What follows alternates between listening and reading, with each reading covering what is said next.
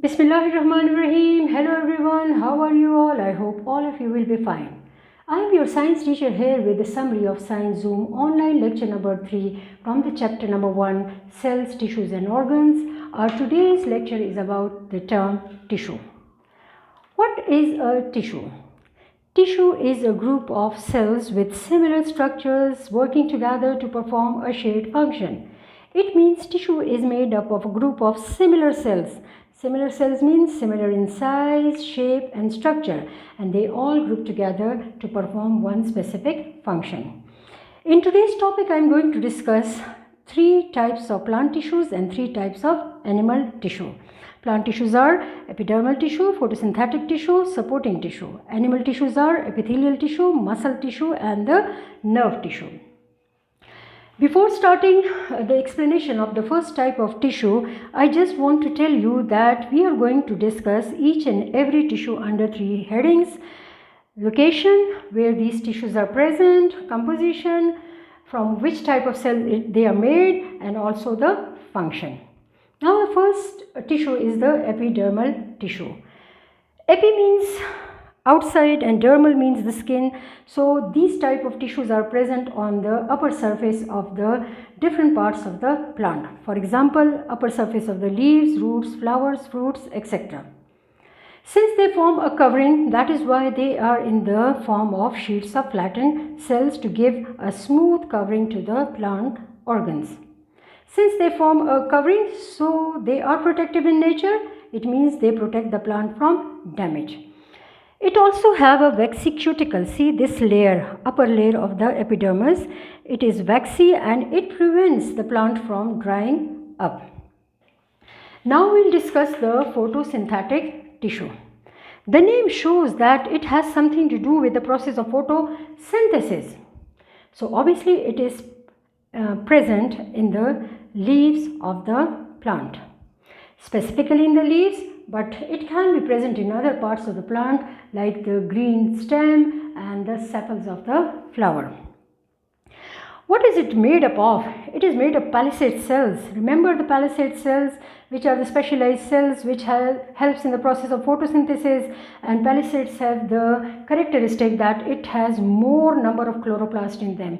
Each palisade cell has about 50 chloroplasts in it. It means the more chloroplasts, it will have more chlorophyll, and hence it helps in the process of photosynthesis. Supporting tissue, the name shows that it has something to support the plant. Dear students, you know that plants have no skeleton, they have no bones, they do not have a framework. So obviously they also need some sort of support. So this support is provided by the supporting tissue, and where is it present? It is mainly present in the plant stem. Why in the plant stem? Because you know that stem is that part of the plant which which holds other parts of the plant like the fruits, the flowers, the leaves, etc. That is why supporting tissue is present in the plant stem. Why do they provide support? Because they are made up of cells with thickened walls. You know, the plant cells have the characteristic that they have the cell wall, and cell wall is made up of a thick material that is called the cellulose, but the cells of the supporting tissue are comparatively more thicker than rest of the plant cells. That is why they give support to the plant and also strengthen the plant. Now I am going to discuss the animal's tissue. Number 1, the epithelial tissue. Where are the epithelial tissue present? They are present on the surface of the animal skin. It means the upper layer of the skin is made up of the epithelial tissue. They are also present in the lining of the tubes. Tubes means, for example, the tubular organs inside the human body like the small intestine, large intestine, and also other organs like the stomach, etc. So as they form the covering, so they are also protective in nature. They protect the structures which are underneath them. Muscle tissue. Muscle tissues are of 3 types: skeletal muscle, cardiac muscles, smooth muscles. Skeletal muscles are those muscles which attach the bones with each other. They help in the movement of your limbs. Limbs means your hands and legs, etc. Another type of the muscle are the cardiac muscle, from which the heart is made, and heart has the ability to pump blood to all parts of the plant of the animal. And then we have the smooth muscles, from which certain organs like the stomach etc. are made. So where are they located? As I have discussed earlier, for example, skeletal muscles, they are present in the limbs, and the cardiac muscle and the smooth muscle, they are present in the walls of certain organs. Like cardiac muscles are present in the heart, and smooth muscles are present in the stomach and large intestine, small intestine, etc. What are they made up of? Obviously, the name shows that they are made up of bundles of muscle cells. See, these are the bundles of muscle cells which are grouped together to form the muscle tissue. What is its function? Muscles help in the movement. They contract to bring about movement in an animal's body. Nerve tissue, which is made up of a network of nerve cells. They are spread throughout the body, and they are located specifically in the brain and the spinal cord. And the nerve cells from which the brain is made, they are called the neurons. They are the smallest cells in the body, while rest of the nerve cells can be of more than a meter long, and they form a network of nerve cells. And what is their function? Their function is to carry messages from one part of the animal's body to another. For example, nerve cells are present in the skin, and from the skin they take the message to the brain. For example, nerve cells are also present in the nose, and they take the sensation of smell to the brain. Now I am going to discuss another topic, and that is the human organs. But before discussing the human organs, I just want to revise the definition of the tissue. Tissue is made up of similar cells. Then we have the organs. Organs are made up of different tissues which all work together to perform one specific function. For example, the heart. Heart is an organ. It is made up of the cardiac muscle. It is also made up of the nerve cells, and it is also made up of the fatty tissues.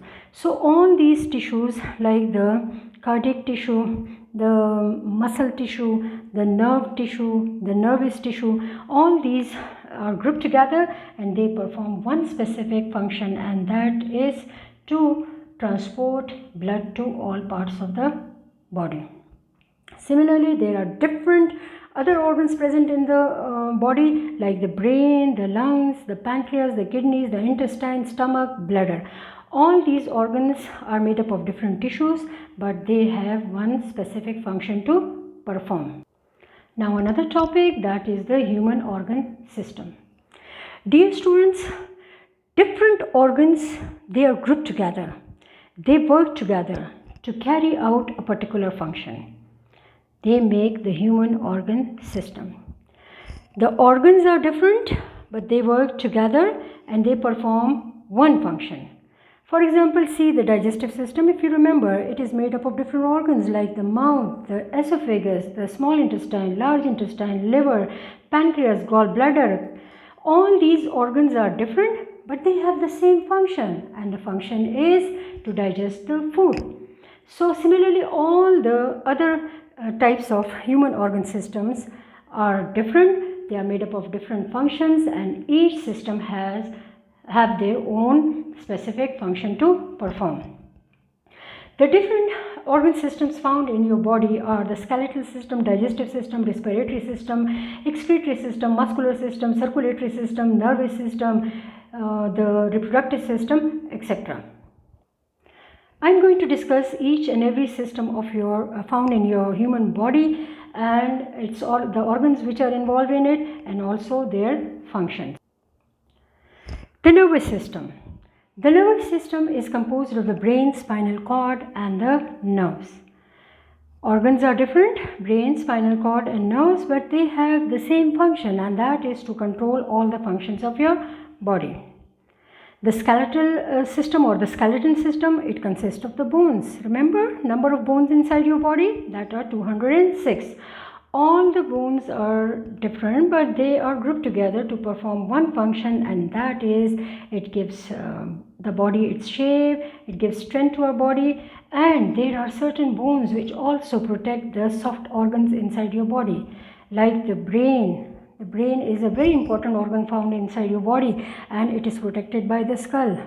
Then we have the lungs and the heart, which is protected by the rib cage.